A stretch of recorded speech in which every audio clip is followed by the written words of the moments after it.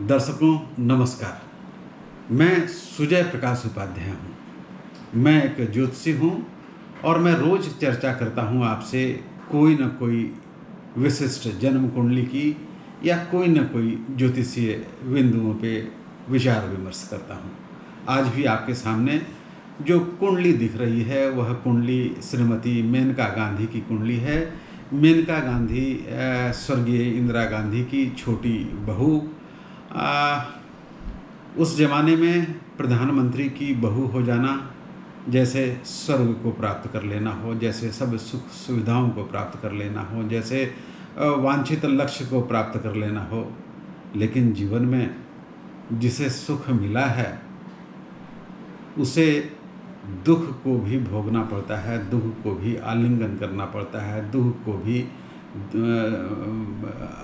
आत्मसात करना पड़ता है, दुख से भी दो चार हाथ करने पड़ते हैं। क्योंकि संसार में आज तक ऐसी कोई चादर नहीं बनी हो जिस पे सिकन ना आती हो। चादर चाहे मलमल की हो, ढाके की मलमल की हो, विशिष्ट कैटेगरी की हो, सिकन आना उसकी नैसर्गिक स्वाभाविक रीति है, स्वाभाविक प्रक्रिया है, स्वाभाविक गुण है। तो इनको भी उस दौर से गुजरना पड़ा। इनके साथ संघर्ष हुए, इनके साथ कुछ अच्छे पल भी आए, इनके साथ समाज में एक प्रतिष्ठा भी आई। क्या ज्योतिष इन सब बातों को ज्योतिषीय दृष्टि से भी संपुष्ट कर पाती है? आज हम इन्हीं सब बातों की चर्चा करने वाले हैं। इनकी कुंडली को देखिए। इनकी कुंडली कर्क लग्न की कुंडली है। इनके दूसरे भाव में पंचम मतलब सिंह राशि में सूर्य और बृहस्पति है। इनके तीसरे भाव में केतु है। इनके पंचम भाव में वृश्चिक राशि का शनि और राहु है। इनके नवम भाव में मीन राशि का चंद्रमा है और इनके 12वें भाव में मिथुन राशि का शुक्र है। आपको स्क्रीन पर यह कुंडली दिख रही होगी। ज्योतिष के आप थोड़े भी मर्मज्ञ हैं तो आपको सबसे पहले यही आपकी आंखों में गड़ी होगी, यही आंखों में झलकी होगी, यही आपको लगा होगा कि अरे ये तो केंद्र खाली है। सारे केंद्र किससे कहते हैं? पहला भाव जहाँ 4 लिखा है, दूसरा केंद्र भाव चतुर्थ भाव जहाँ 7 लिखा है, अगला केंद्र भाव जहाँ पे 10 लिखा है वह सप्तम स्थान है और अगला केंद्र भाव जहाँ 1 लिखा है जो दशम भाव है। ये भाव सारे खाली हैं। लेकिन ज्योतिष में हम जो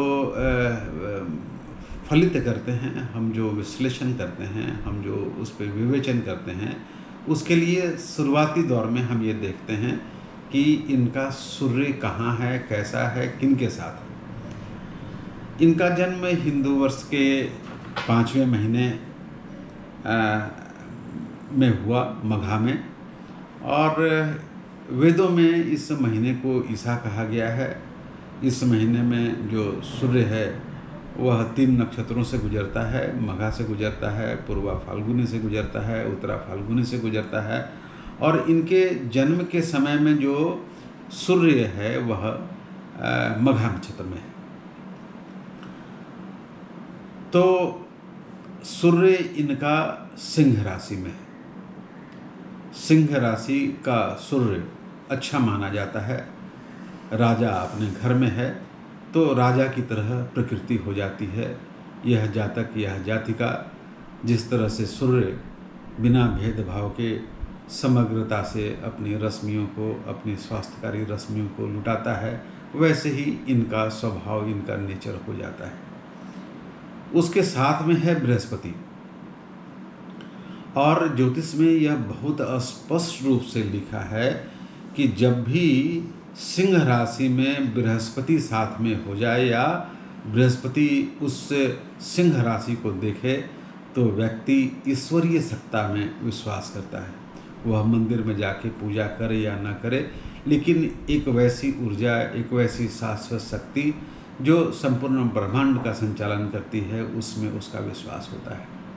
और ब्रह्मांड और उस शक्ति, उस ब्रह्म के द्वारा रचित प्रकृति के प्रति इसे अद्भुत प्रेम होता है।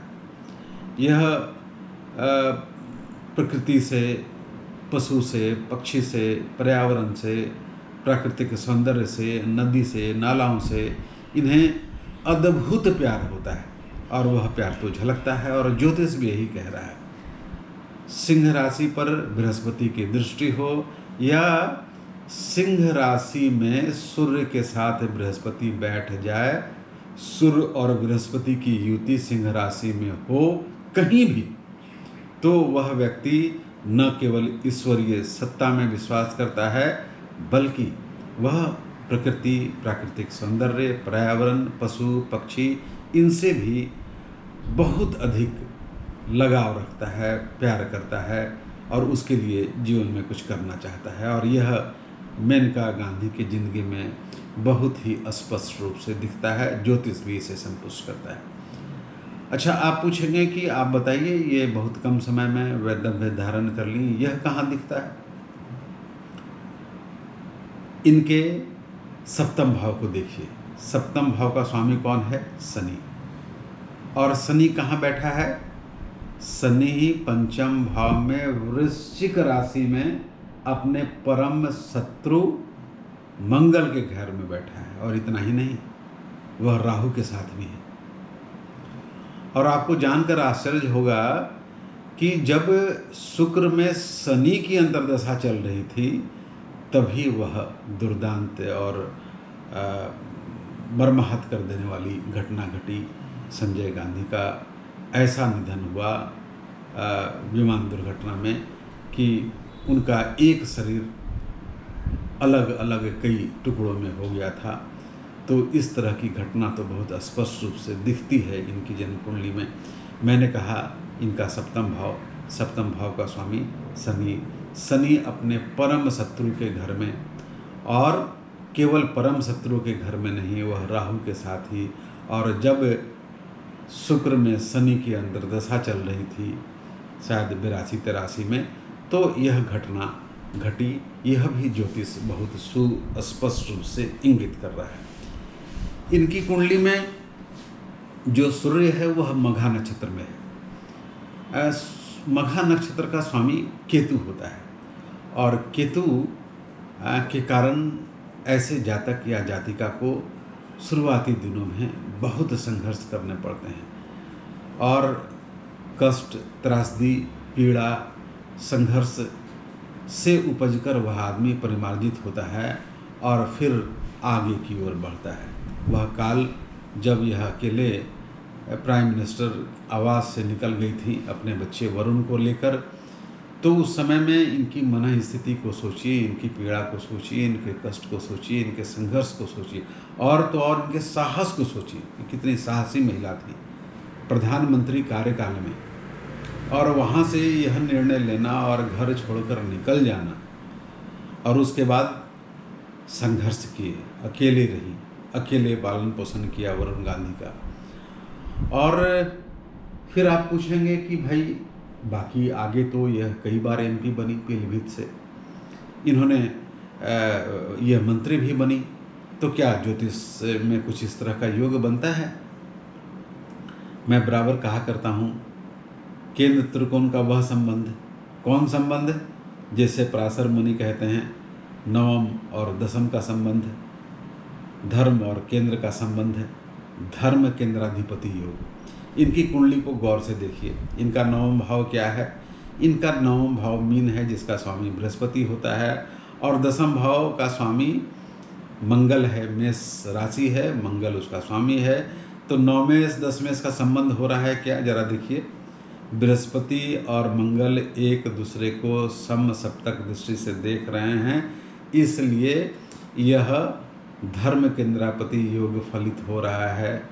तो ऐसा योग हो जाए जिसे पराशर मुनि कहते हैं, क्या कहने, तो इन्हें आगे बढ़ना था। यह फिर राजनीति में आई। ये बहुत अच्छी जर्नलिस्ट भी थी। देखिए इनका बुध जो है तीसरे भाव में, तीसरा भाव पराक्रम का भाव होता है, और बुध लेखन और जर्नलिज्म का भी होता है। बुध सौग्रही है। अच्छा, पराक्रम भाव आप यहाँ से भी देख सकते हैं। ये पराक्रमी थी, ये वैसी परिस्थितियाँ जिससे यह झेल नहीं पाती थी, इन्हें निर्णय लेना था, तो इन्होंने अपने पराक्रम के बल पे यह निर्णय लिया।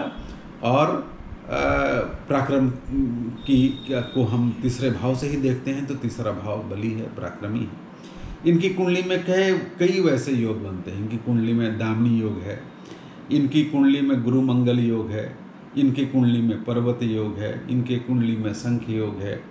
ढेर सारे अच्छे योग बनते हैं। कुछ बुरे भी योग भी हैं, जैसे मैंने कहा सकट योग। सकट योग जब चंद्रमा से 6ठे या 8वें में बृहस्पति बैठ जाए तो सकट योग कहते हैं। और बृहस्पति को केंद्र में नहीं रहना चाहिए, बृहस्पति केंद्र में नहीं है, वह चंद्रमा से 6ठे स्थान में है, तो सकट योग भी बनता है। विपरीत परिस्थितियाँ भी आती हैं, विपरीत परिस्थितियाँ इनके जीवन में आई, और साधारण विपरीत नहीं, बहुत प्रतिकूल परिस्थितियाँ, बहुत विपरीत परिस्थितियाँ, बहुत कठिन परिस्थितियाँ जिन्होंने इनकी परीक्षा ली। पहले ये जानी जाती थी स्वर्गीय इंदिरा गांधी की वधू के रूप में, संजय गांधी की पत्नी के रूप में। बाद में इन्होंने अपने व्यक्तित्व का निर्माण किया। यह पहचानी गई अपने वजूद से, यह पहचानी गई अपने कार्य से, और इन्होंने केवल देश के लिए नहीं, विश्व के पर्यावरण के लिए बहुत अद्भुत कार्य किया। सूर्या मैगजीन एक शक्ति थी, उस मैगजीन में ये लिखा करती थी। वो बहुत अच्छी पॉलिटिकल मैगजीन थी और बहुत सक्सेसफुल मैगजीन थी।